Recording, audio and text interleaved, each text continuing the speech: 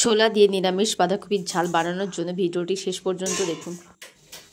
নিরামিষ বাঁধাকপির ঝাল বানানোর জন্য সবজিগুলো থালাতে সাজিয়ে নিয়েছি। গোটা বাঁধাকপিকে অর্ধেক অর্ধেক ভাগ করে কুচি কুচি করে কেটে নেব।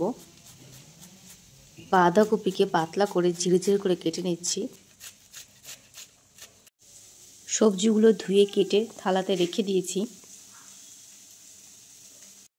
কড়াইতে পরিমাণ মতো তেল দিয়ে তেলটা গরম করে তার সাথে 5 ফোড়ন, শুকনো লঙ্কা, তেজপাতা দিয়ে দিলাম।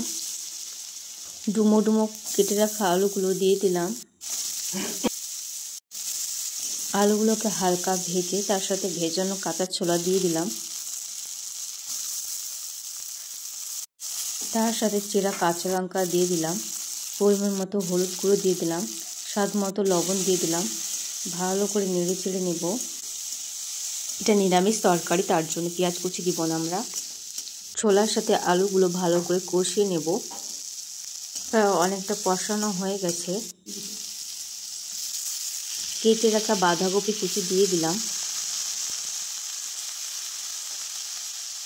বাঁধাকপির সাথে ছোলা আলুগুলো ভালো করে মাখিয়ে নেব। ভালো করে মাখিয়ে নেড়ে চেড়ে নিয়ে সামান্য জল দিয়ে ঢাকা দিয়ে দেব। কিছুক্ষণ পর ঢাকনা উঠিয়ে আবারও ভালো করে নেড়ে চেড়ে নেব। ভালোভাবে সেদ্ধ হওয়ার জন্য আবারও ঢাকা দিয়ে দিলাম। 5 থেকে 6 মিনিট পর ঢাকনা উঠিয়ে জিরে পাউডার দিয়ে দিলাম। জিরে পাউডারের সাথে সবজিগুলো ভালো করে মাখিয়ে নেড়ে চেড়ে নেব। বাঁধাকপির রেসিপিটির জল শুকিয়ে গেছে।